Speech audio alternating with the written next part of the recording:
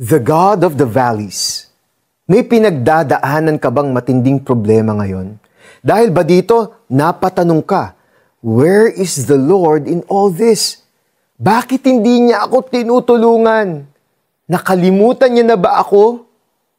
Damang-dama natin ang suporta ng Diyos when things are going well. We feel like He is with us on the highest mountain.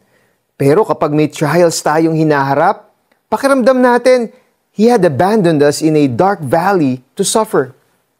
We can take comfort and inspiration sa nangyari sa Unang Hari 20. Naniniwala ang maraming pagano sa lumang tipan na ang kapangyarihan ng mga Diyos ay limitado sa iisang teritoryo. Dahil nakaranas ng pagkatalo ang mga taga-Syria sa Israel nung naroon sila sa kabundukan, inassume nila na kung dadalhin nila ang laban sa patag, sila naman ang mananalo dahil wala nang kapangyarihan doon ang Diyos ng Israel. Pero nagkamali sila. Nagpadala ang Diyos ng isang propeta para sabihin sa hari ng Israel na mananalo sila kahit na ang laban ay mangyayari sa kapatagan.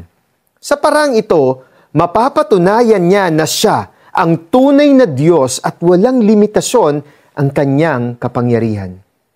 Lagi nating tandaan, when we are at a low point, it doesn't mean that God has forgotten us or that He does not have the power to help.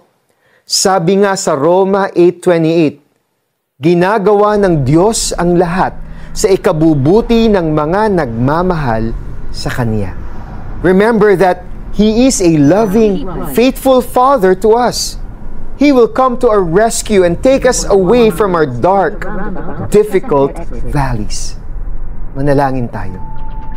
Lord, ipaalala ninyo sa akin kung paano ninyo ako tinulungan in the past.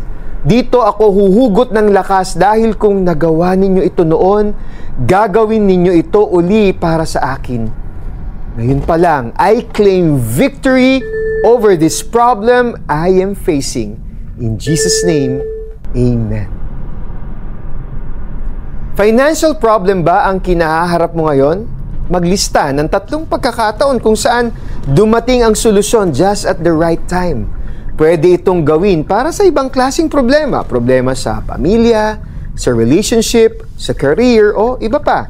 Then, thank the Lord again for each answered prayer one by one and claim na paparating na ang sagot sa problemang kinahaharap mo ngayon.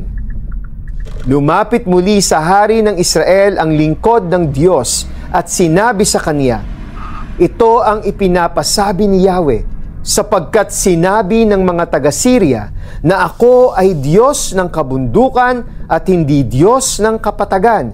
Ipapalupig ko sa iyo ang hukbong iyan sa kabila ng kanilang dami at lakas. Makikita ninyo ngayon na ako nga si Yahweh. Unang Hari 20:28.